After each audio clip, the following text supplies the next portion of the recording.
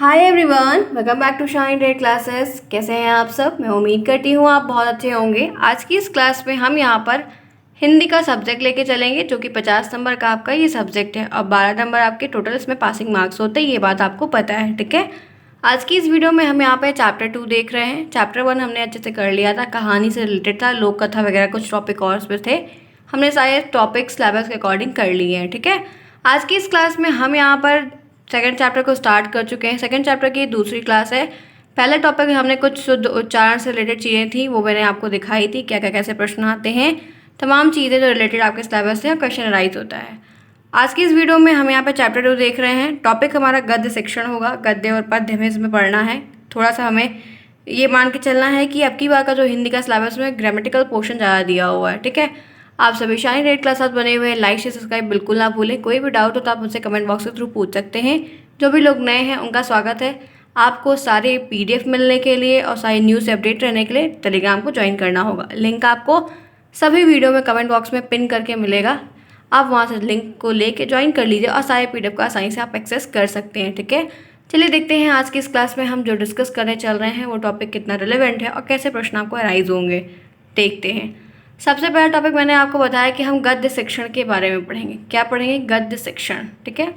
गद्य और पद्य दो मेन मुख्य टॉपिक है जो बहुत ज़्यादा क्वेश्चन को बनाते हैं। दिया है, इनके बारे में जानते हैं कि आपसे प्रश्न कैसे आएंगे और क्या क्या चीज़ें आएंगी और क्या आप उचित तरीके से आंसर लिखेंगे।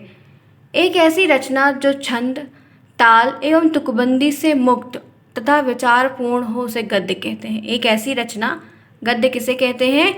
एक ऐसी रचना जो छंद से, जो ताल से, जो तुकबंदी से मुक्त हो, फ्री हो और विचारपूर्ण हो, उसको हम गद्य कहते हैं। क्या कहते हैं? उसको हम गद्य कहते हैं, ठीक है। एक साधारण से जैसे बुक की जो भाषा होती है, बुक की जो परिभाषा होती है, आप उसी तरीके से इसको लिख सकते हैं एक लाइन में, ठीक है। फिर देखिए, गद्य की विशेषता तथ्यों को सर्वमान्य भाषा के माध्यम से ज्यों का त्यों प्रस्तुत करने में होती है। गद्य का मतलब क्या है कि जो चीज़ें कही गई हैं आप उसको हूबहू, सेम टू सेम, सर्वमान्य भाषा के माध्यम से भाषा का यूज़ करते हुए, भाषा को माध्यम बनाते हुए ज्यों का त्यों प्रस्तुत करने में होती है। प्रस्तुत करना भी चाहिए। गद्य साहित्य की अनेक विधाएं हैं। गद्य के बारे में कहा गया है कि गद्य का जो साहित्य है उसमें बहुत सारी विधाएं हैं, वेरिएशन है, विभिन्न रूप है, आप ये कह सकते हैं। जैसे कि क्या क्या है? कहानी नाटक, कहानी नाटक, उपन्यास, निबंध, जीवनी, संस्मरण, ये सब क्या है? ये गद्य है। आपको प्रश्न आएगा कि गद्य साहित्य कौन सा है, पहचानिए, या गद्य साहित्य का कौन सा यहाँ पे विधाएं दी गई है, विभिन्न रूप दिया गया है, या आपको 4 ऑप्शन देगा, बोलेगा कि गद्य साहित्य पहचानिए। तो आपको कहानी नाटक, गीत, कविता, लोकोक्ति, मुहावरा, ऐसे 4 ऑप्शन आपको अलग अलग करके दे देगा। तब आपको इसमें से गद्य किसको कहते हैं या आपको जब पता होगा तो आपको समझ में आएगा कि कहानी का जो सेक्शन होता है, जो कहानियाँ होती, जो नाटक होते हैं, जो उपन्यास होते हैं, निबंध होते हैं, किसी की जीवनी है, ऑटोबायोग्राफी है, कुछ भी चीज़ें हैं, संस्मरण है, तो ये सारी चीज़ें जो होती हैं ये गद्य साहित्य की रचना के अंतर्गत आती हैं, उनसे ही निर्हित होती हैं। समझ में आई बात? क्लियर है? Any doubt? चलिए आगे चलते हैं, देखते हैं क्या है चीज़ें। अब यहाँ पे बात है कि गद्य शिक्षण के उद्देश्य क्या है। जो आप एक गद्य शिक्षण कर रहे हैं इसका उद्देश्य क्या है, इसे क्यों करना चाहिए। हर एक चीज़, कोई भी काम हो, लाइफ का काम हो या कहीं पढ़ाई का कोई काम हो, हर एक चीज़ का ऑब्जेक्टिव होता है कि आप अगर कोई काम कर रहे हैं तो उसका कोई ना कोई ऑब्जेक्टिव होगा, उस चीज़ को पाने के लिए आप काम कर रहे हैं, ठीक है। एकदम जनरल सी बात है, कॉमन सेंस। देखिए, अब यहाँ पे बात की जा रही है कि गद्य शिक्षण के उद्देश्य क्या है। जो आप एक गद्य पढ़ रहे हैं, इसका जो शिक्षण आप ले रहे हैं, शिक्षित हो रहे हैं, इसका मतलब क्या है, इसका ऑब्जेक्टिव क्या है। तो आपको ऐसे प्रश्न आ जाएगा, गद्य शिक्षण के उद्देश्य लिखिए। तो आपको यहाँ पे बताना होगा कि शब्दों का प्रभावशाली प्रयोग करना। क्या है?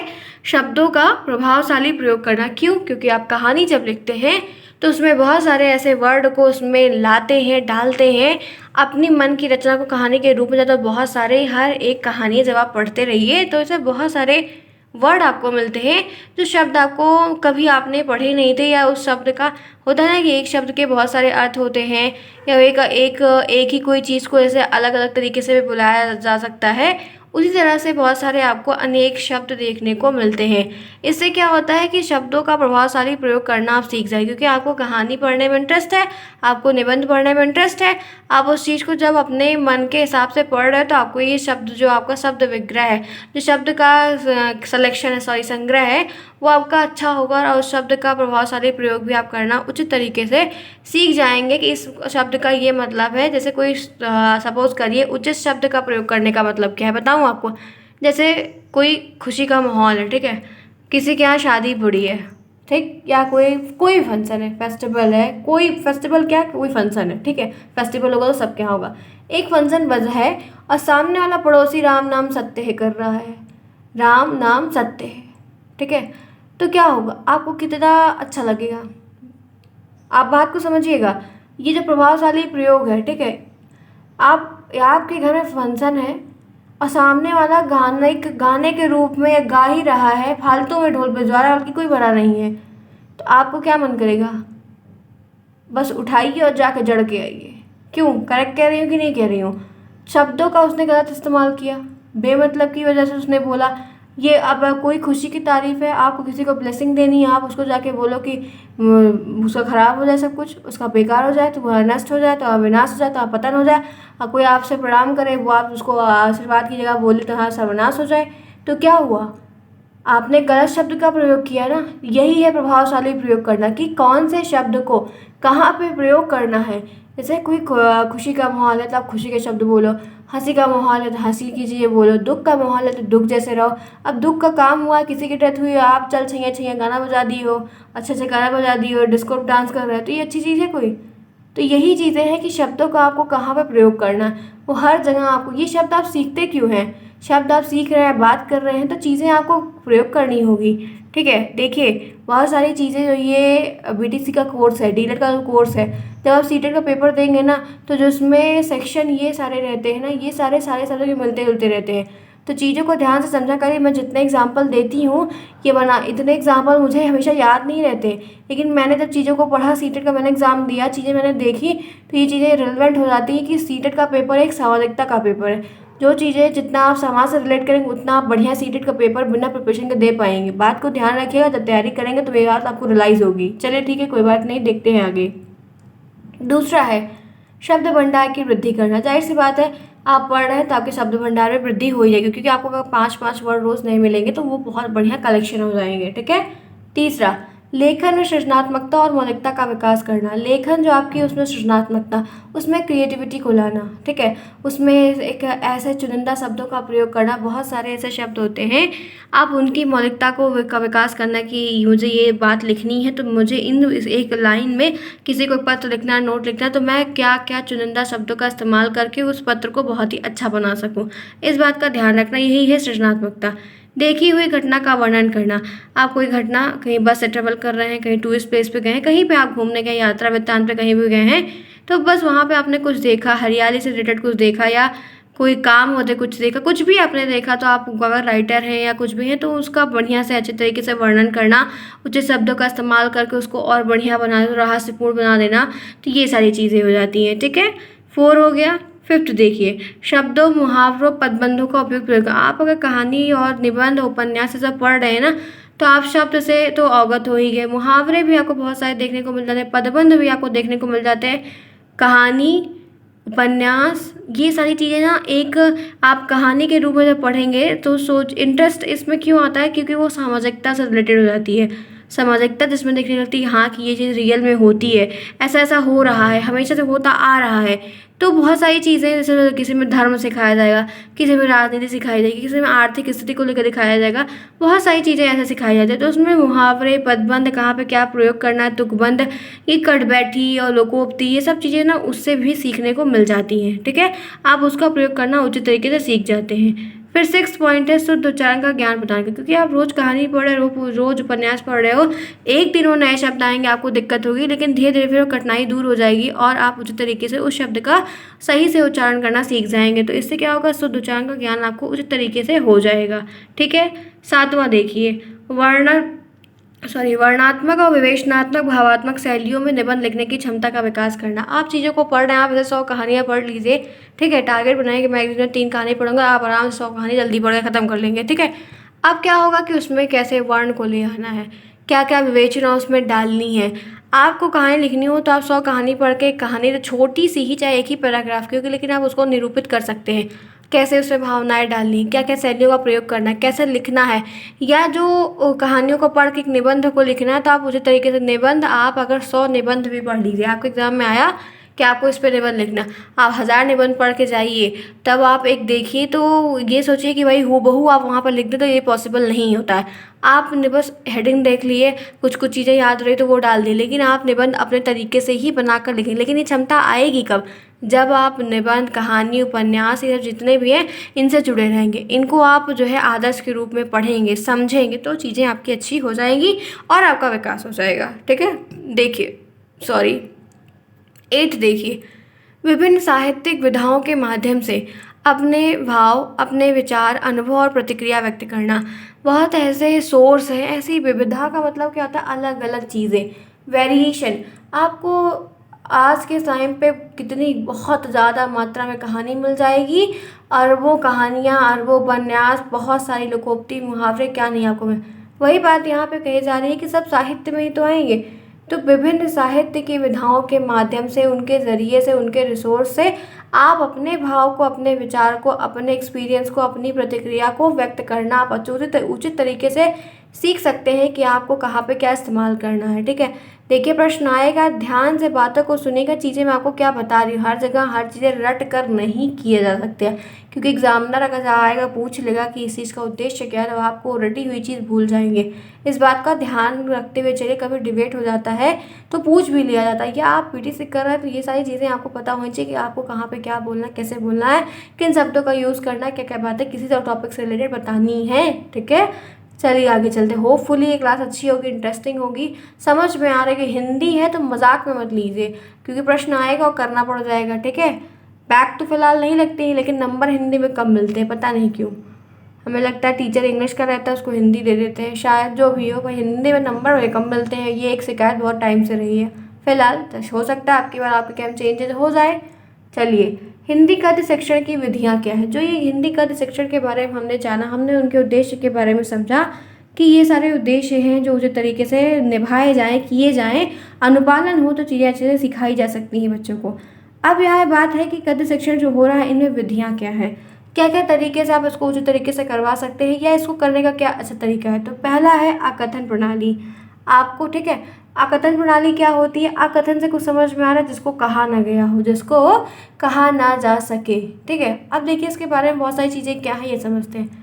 इस प्रणाली में इस तरीके से, इस विधि से अध्यापक गद्यांशों का पठन करता चलता है, साथ ही साथ कठिन शब्दों के अर्थ बताता चलता है। क्या बात कही जा रही है कि एक टीचर एक क्लासरूम में आया और वो कहानी को पढ़ा रहे हैं, ठीक है। वो कहानी को जब पढ़ा रहे हैं तो वो उसमें जो कठिन शब्द हैं, जो कठिन शब्द आ रहे हैं, उनका अर्थ भी बताते चल रहे हैं, पढ़ा भी रहे हैं और बीच में वो अर्थ को भी बता रहे हैं, ताकि अर्थ भी बच्चे समझते चलें। बाद में शिक्षक वाक्यों को सरलता के साथ, मतलब सरल तरीके से बताता है, एवं जहाँ कहीं आवश्यक होता है वहाँ भाव को स्पष्ट करने के लिए व्याख्या भी करता है। जहाँ पे कोई चीज़ होती है उनको वो व्याख्या करके बताने की भी कोशिश करते हैं, अच्छे तरीके से समझाने का अपना पूर्ण प्रयास करते हैं। इस विधि में सारा कार्य केवल अध्यापक ही करता है, छात्र को सोचने विचार करने का कुछ मौका नहीं मिलता है, अतः यह प्रणाली अमनोवैज्ञानिक है। देखिए, मैं एक प्रश्न आपको शायद हो सकता है देखने को मिल जाए, नहीं मिलता है तो मैं आपकी जानकारी के लिए बता दूं, मनोवैज्ञानिक प्रणाली और अमनोवैज्ञानिक प्रणाली क्या है। दोनों वैज्ञानिक प्रणाली का मतलब ये है कि, मनोवैज्ञानिक प्रणाली का मतलब कि जिसमें बच्चे भी इन्वॉल्व हों और जो गाइड कर रहा है वो बंदा भी इन्वॉल्व हो, और दोनों की सहक्रिया से किसी कार्य को किया जाए। अमनोवैज्ञानिक में एक ही पक्ष एक्टिव रहता है, दूसरा पक्ष जो है तो निष्क्रिय रहता है, वो इनएक्टिव रहता है। यही दोनों में डिफरेंस है, इस बात को आप ध्यान रखिएगा। अब यहाँ पे आपने सोचा कि जब मैंने आपको ये प्रणाली के बारे में बताया, तो इस प्रणाली में बात क्या हो रही है कि पढ़ रहा है। क्या बात हो रही है कि पढ़ रहा है। और यहाँ पे क्या हो रहा है कि कठिन शब्दों का अर्थ भी बताता चल रहा है। मैंने आपको क्या कहा कि अकथन प्रणाली का मतलब क्या है कि जहाँ पे ना बोला जाए, जहाँ पे ना बोला जाए, इस प्रणाली का इस्तेमाल। लेकिन ये अकथन प्रणाली बच्चों के लिए लागू हुई है, बच्चों, क्योंकि यहाँ पे बात कही छात्रों को सोचने समझने के विचार का कुछ भी मौका नहीं मिलता है। ये जो अकथन प्रणाली नाम दिया गया है वो बच्चों के लिए दिया गया है, क्योंकि टीचर ही एक्टिव रहता है, वो आएगा, कहानी बताएगा, समझाने का अपना पूरा प्रयास करेगा, लेकिन बच्चों को भी कोई मौका नहीं देगा कि वो भी अपनी बात को सामने रखे, वो भी आपसे प्रश्न करें। ये सारी चीज़ें इस प्रणाली के अंदर देखने को नहीं मिलती, तो ये इसमें एक कमी के रूप में भी आपको जानना होगा। तो पहली प्रणाली हो गई। फिर देखिए व्याख्या विधि। व्याख्या एक्सप्लेन करना, एक टॉपिक है उसको एक्सप्लेन करके पूरा बताना कि ये यहाँ क्यों आया, कैसे आया, कौन बनाया, क्यों लाया, क्या होगा, कब तक रहेगा, एक्सेट्रा एक्सेट्रा एक्सेट्रा। ठीक है, देखते हैं क्या है व्याख्या विधि। इस विधि में शिक्षक आदर्श वाचन के उपरांत जब एक आदर्श वाचन दे देते हैं या बता देते हैं, कठिन शब्दों का अर्थ और गद्यांश को सरलार्थ करते हुए शब्दों और भावों की व्याख्या भी करता है। जो कठिन शब्द आते हैं उनका अर्थ बताते हुए वो शब्द वहाँ पे क्या आए हैं, क्यों आए हैं, उनका क्या भाव है, वो सारी बातें बताते हुए बच्चों को शब्दों की व्याख्या के अंतर्गत शिक्षक शब्द में आए उपसर्ग, प्रत्यय, संधि और समास आदि की दृष्टि से भी व्याख्या करता है। ये व्याख्या का मतलब है कि अगर आप कोई कहानी, उपन्यास, लोकोक्ति कुछ भी बच्चों को बता रहे हैं, अवगत उनको करवा रहे हैं, तो उसमें जो कठिन शब्द आएंगे आप उसका भी अर्थ बखूबी बताएंगे। वो शब्द यहाँ पे आया है तो उससे क्या भाव क्रिएट हो रहा है, क्या भाव का निर्माण हो रहा है, वो भी आप बताएंगे। उसमें जो उपसर्ग का प्रयोग हो रहा है, जो प्रत्यय का प्रयोग हो रहा है, कौन सी संधि का इस्तेमाल हुआ है, समास का कौन सा इस्तेमाल हुआ है, ग्रामर का जो पोर्शन है उसका भी दृष्टिकोण सामने रखते हुए बच्चों को आए हुए जितने भी ये सारी चीज़ें हैं, सोर्सेज हैं, शब्द हैं, ये सब चीज़ों को आपको बताना होगा। यही होती है व्याख्या प्रणाली कि आपको हर एक चीज़ बतानी होगी। आप ये नहीं कह सकते हैं कि हम बाद में बताएंगे, आप ये कह सकते हैं कि ये सारी चीज़ें हैं हम नेक्स्ट दिन पढ़ेंगे, वो चल सकता है, लेकिन आप ये नहीं टाल सकते कि हम नहीं बताएंगे। आपको इन सारी चीज़ों को, उसमें कोई व्याख्या का मतलब है कि जो कुछ भी आए सब बताना होगा कि ये चीज़ इसमें आई है तो क्यों आई है। ठीक है, क्लियर है? एनी प्रॉब्लम, एनीवन, आप मुझसे कमेंट बॉक्स में पूछ सकते हैं। चलें आगे, चलिए देखते हैं कुछ और बातें। अब देखिए तीसरी प्रणाली है प्रश्नोत्तर विश्लेषण प्रणाली। विश्लेषण करना और प्रश्नोत्तर विधि, ये तरीके क्या हैं जिसमें आप विचार कर सकें, अपनी बात को सामने रख सकें, या अपने जो भी चीज़ें हैं, सोच है, उसको एक निरूपित रूप में आप प्रश्नोत्तर विधि का इस्तेमाल करके जाहिर कर सकें तमाम चीज़ें। इस प्रणाली में अध्यापक शब्द और भावों की व्याख्या के लिए प्रश्नोत्तर का सहारा लेता है और छात्र स्वयं सोचने और निर्णय लेने के अवसर को भी देता है। यह प्रणाली ऐसी प्रणाली होती है, काफ़ी रोचक होती है, क्योंकि इसमें टीचर जो है जो शब्द आए हैं उनका अर्थ बताएगा, जो भाव आए हैं वो भाव क्यों हैं, कैसे क्यों निहित किया गया है इन चीज़ों में, उसकी भी व्याख्या करेगा।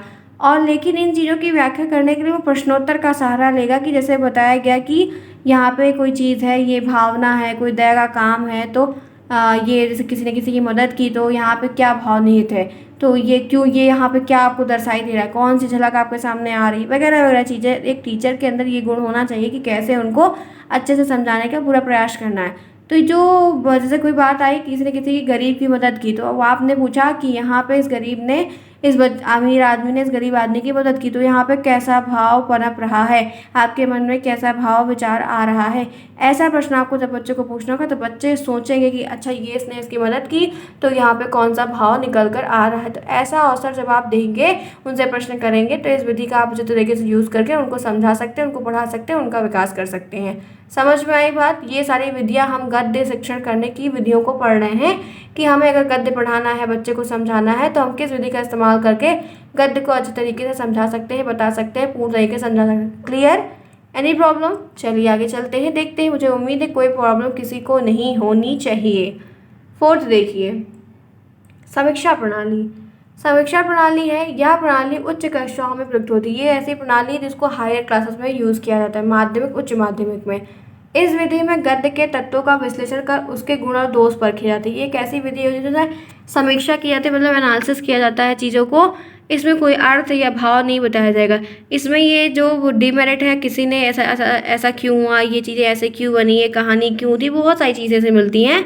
तो ये बात होनी चाहिए कि उनके उसमें गुण क्या है, इसमें दोष क्या है, ये देखा जाता है, ये परखा जाता है, इसकी जाँच होती है, लेकिन कोई अर्थ वगैरह का कोई इस्तेमाल नहीं होता है, ऐसा देखने को नहीं मिला है। ठीक है, चले आगे। चलिए, अब है गद्य शिक्षण के अंग। सारे टॉपिक्स करेंगे, जो भी चीज़ें हैं ध्यान से देखते हुए चलेंगे। मुझे उम्मीद है कि आप सब देखेंगे। आप सबसे एक रिक्वेस्ट कर सकती हूँ, आप सभी क्लास तो लेते हैं लेकिन मैं मतलब कभी रिकॉल करके देखती भी हूँ तो आप लोगों के व्यूज़ तो जो रहते हैं आजकल तो वो भी बहुत कम है। आप सब एक्टिव नहीं हैं और फिर आप सब एक लाइक भी नहीं करते हैं।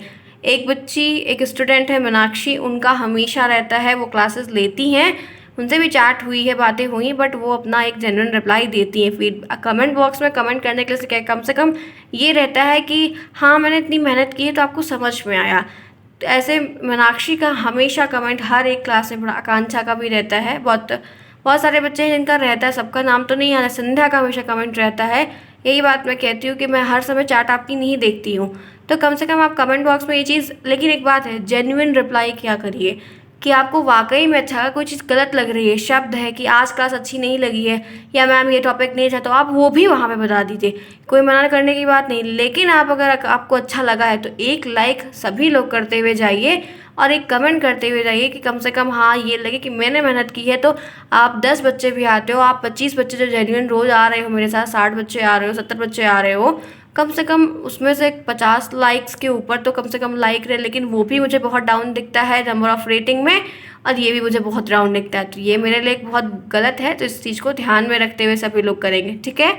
चलिए देखते हैं यहाँ पे टॉपिक क्या है कि गद्य शिक्षण के अंग और गद्य शिक्षण के सोपान। आपको प्रश्न आ जाएगा कि गद्य शिक्षण के अंग और सोपान बताइए, इसलिए ध्यान रखना होगा। गद्य शिक्षण में 3 यहाँ पे बातें कही गई हैं, 3 अंग या 3 सोपान है, एक वाचन है, एक व्याख्या, एक विचार विश्लेषण है। इन तीनों को आपको ध्यान रखना है। पूछ लेगा प्रश्न, ऑब्जेक्टिव में आ जाएगा या तो अति लघुत्तरी में आ जाएगा, इसलिए लिखना होगा, ठीक है। चलिए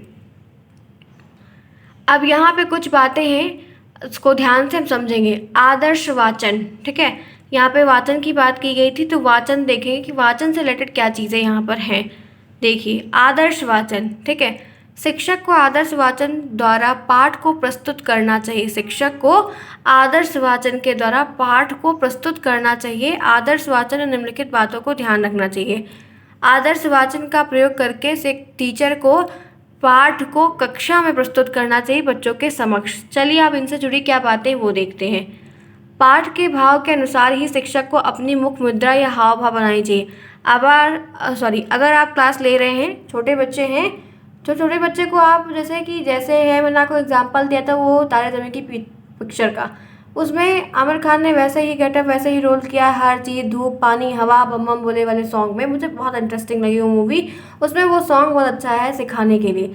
तो वही मुख मुद्रा की बात कि अगर आप कोई चीज़, कहानी है, कोई कार्टून है, कोई भी चीज़ है, तो जैसे वहाँ पे कोई बुढ़ापा का रोल आ गया तो आप बुढ़ापे की एक्टिंग कर दो, या कोई राजा का रोल आ गया तो राजा की, या कोई खलनायक का रोल आ गया तो वैसा मुंह बना दो, या किसी तेज का या समझदार का, बुद्धिमान का कोई बात आ गई, तो हाव भाव की जो बात यहाँ पर कही जा रही है, अगर आप उस चीज़ को रूप में ले आते हैं तो बच्चों को समझने में आसानी होगी। दूसरा, गधे का वाचन करते, गधे नहीं गद्य होगा, सॉरी गलत प्रिंट हो गया है, सॉरी फॉर दैट, गधा नहीं गद्य होगा। गद्य का वाचन करते समय विराम इत्यादि चिन्हों का ध्यान रखा जाए और उसी के अनुसार ध्वनि का उतार चढ़ाव भी देखा जाए।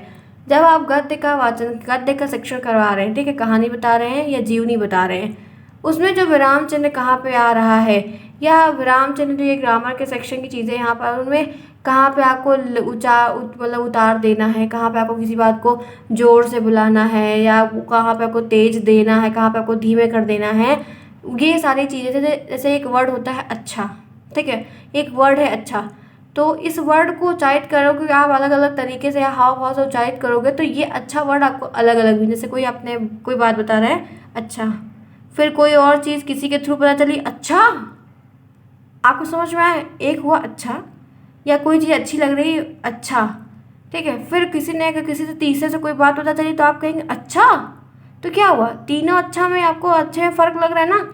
तो यही चीज़ है कि आप ध्वनि जैसी आप देंगे उसी के हिसाब से भाव को मान लिया जाएगा। ध्यान से बातों को सुना करिए कि चीज़ें कैसे रिलेट कर रही हैं, कैसे आपको समझ के चलना है। हिंदी है तो क्या हुआ, समझते हुए तो चलेंगे ही ना हम। चलिए, वाचन के समय अध्यापक को प्रसन्न मुद्रा में रहना चाहिए। जब बच्चा पढ़ रहा है और शिक्षक पढ़ा रहा है तो शिक्षक को ध्यान रखना चाहिए कि उसकी मुद्रा क्या है, वो प्रसन्न रहे। आप अगर क्लास में किसी चीज़ को पढ़ा रहे हैं और आप एकदम दुख जैसे मातम बना के आए हुए हैं, तो क्या बच्चों को वो चीज़ समझ में आई या आपका वो जो मुद्रा बनी हुई वो अच्छी लगेगी। इस बात को आपको ध्यान रखना है कि आपको जब पढ़ा रहे हैं, आप शिक्षित कर रहे हैं, तो ये आपका दायित्व बनता है कि आपका एक्सप्रेशन कैसा होना चाहिए, आपके मुख की मुद्रा कैसी होनी चाहिए। ठीक है, क्योंकि आप छोटे बच्चों को पढ़ा रहे हैं तो इस बात को आपको ध्यान में रखना होगा, क्योंकि बच्चे डर जाएंगे तो वो पढ़ेंगे ही नहीं। इस बात का एक निगेटिव रूप आपके सामने निकल कर आएगा। फिर है, जिस समय शिक्षक वाचन कर रहा हो उस समय छात्रों को इधर उधर ध्यान ना देने की बजाय पाठ की तरफ ध्यान देना चाहिए। आपको जैसे कोई सब्जेक्ट है, हर एक सब्जेक्ट में 1-2 चैप्टर ऐसे होते हैं जो बोरिंग होते हैं, तो उस वक्त ये आपकी रिस्पॉन्सिबिलिटी बनती है कि अगर आप पढ़ा रहे हैं तो इतना इंटरेस्टिंग तरीके से पढ़ाएं कि बच्चे आपकी तरफ ध्यान दें, साइड में विंडो में अदर क्लासेस में इधर उधर ताक झाँक ना करें। ठीक है, इस बात को आपको ध्यान में रखना होगा और बिना मार पिटाई करवाए कि आप उनको हमेशा दंडित करते रहो। ठीक है, तो वो बात हो गई वाचन की। फिर है यहाँ पे व्याख्या, दूसरा अंग। व्याख्या में है पाठ में शब्दों, मुहावरों, लोकोक्तियों, सूक्तियों और वाक्यों की व्याख्या करना अनिवार्य है। अगर आप पढ़ा रहे हैं, एक पाठ है, मुहावरा आया तो आप बताएंगे, लोकोक्ति आई तो आप बताएंगे, सूक्ति आई तो आप बताएंगे, वाक्य आए तो आप बताएंगे। ये अनिवार्य है, ये आवश्यकता भी है कि आप जब कोई चीज़ आपके पाठ में आ रही है तो उसका ज्ञान आपको बच्चों को देना हो, क्योंकि गद्य पाठ का तो मुख्य उद्देश्य ही शब्द भंडार में वृद्धि करना। क्योंकि गद्य पाठ अगर आप कर रहे हैं तो वो इसीलिए करवाई जा रही है क्योंकि आपका शब्द भंडार में वृद्धि हो जाएगी एक रूप से। व्याख्या करना गद्य शिक्षण का एक बहुत ही आवश्यक अंग है। गद्य शिक्षण में व्याख्या करना बहुत ही महत्वपूर्ण अंग माना जाता है और शब्दों की व्याख्या करने के लिए मुक्ता बहुत सारी मतलब ज़्यादा मात्रा में विधियों को इसमें कहा जाता है कि व्याख्या करने के शब्दों की व्याख्या करने के लिए देखा जाता है मुक्ता नहीं या मुख्यता होगा।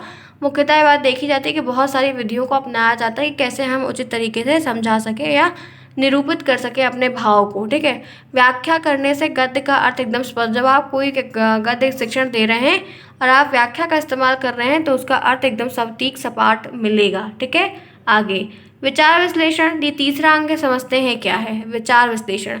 गद्य पाठ का मुख्य उद्देश्य भाषा ज्ञान में वृद्धि करना या शब्द भंडार में करना, विचार करना, ये सारी बातें आती हैं। वाचन और व्याख्या द्वारा बालक के भाषा ज्ञान में वृद्धि होती है। जब आप वाचन करवा रहे हैं या आप व्याख्या दे रहे हैं तो उससे क्या होगा कि जो बालक के भाषा के ज्ञान की वृद्धि है उसमें वृद्धि बढ़ोतरी देखने को मिलेगी। लेकिन विचार द्वारा विचार ग्रहण करने वाले को समर्थ बनाना अति आवश्यक होता है। लेकिन यहाँ पे विचार विश्लेषण की बात की गई तो सामने वाला से कोई बात चल रही है तो सामने वाला क्या विचार रख रहा है, आपके क्या विचार है, इन दूसरे के विचार को ग्रहण भी करना चाहिए। गुड लिसनर एक बहुत अच्छी हैबिट होती है, ये बात को ध्यान रखिएगा, गुड लिसनर होना भी बहुत अच्छी बात है। फिर यहाँ पे है विभिन्न प्रकार के पाठों को विभिन्न प्रकार के विचार होते हैं। देखिए, एक सब्जेक्ट है, उस चैप्टर में अगर 10 कहानियाँ, 10 कहानी में अलग अलग भाव होंगे, अलग अलग पात्र होंगे, अलग अलग भाव होगा, अलग अलग विचार होंगे, तो सब चीज़ के भाव विचार भंगिमा अलग अलग होती है। तो उसी तरीके से उनको समझाने का पूर्ण प्रयास करना चाहिए, उसी से आप विचार विश्लेषण करना चाहिए कि क्या कैसे है या कैसे होता है या कैसा होता आ रहा है। ठीक है, क्लियर है। चलिए देखते हैं आज की ये क्लास यहीं तक। हम कुछ क्वेश्चंस को देखेंगे कि क्या क्वेश्चंस हैं और कैसे क्वेश्चन अराइज होगा। पहला क्वेश्चन आपके सामने स्क्रीन पर है, फटाफट पहले आप सब देखिए। ठीक है, देखिए 4 क्वेश्चन यहाँ पर दिया गया है। आपको गद्य शिक्षण से ऐसे ही प्रश्न देखने को मिलेंगे। पहला प्रश्न है, गद्य शिक्षण से आप क्या समझते हैं। गद्य शिक्षण से आप क्या समझते हैं, इनके भाव को अपने रूप में लिखिए। ये आपको 2 नंबर के प्रश्न में लघु उत्तरी में मिल जाएगा। गद्य शिक्षण के सोपान बताइए, तो आपको गद्य शिक्षण के अंग बताने होंगे, जो मैंने अभी आपको 3 अंग बताए हुए हैं। ठीक है, फिर तीसरा देखिए, गद्य शिक्षण का महत्व बताइए। कोई चीज़ आप पढ़ रहे हैं, समझा रहे हैं, कर रहे हैं, तो उसका महत्व क्या है, आप इसको क्यों पढ़ रहे हैं, तो ये आपको महत्व उनको बताना होगा, अपने शब्दों में लिखना होगा, ध्यान रखिएगा। गद्य शिक्षण की 2 विधियाँ थी, मैंने आपको कई सारी विधियाँ बताई, 3-4 विधियाँ बताई, आप उसमें 2 उचित कोई भी विधि होगी तो आप लिख सकते हैं। लेकिन आप लिखेंगे कब, जब आपको ये चीज़ें याद होंगी। याद कब होगी, जब आप रिवाइज करेंगे। ठीक है, क्लियर है। चलते हैं आगे। मुझे उम्मीद है कि आज की क्लास इंटरेस्टिंग होगी, आपको समझ में आया होगा।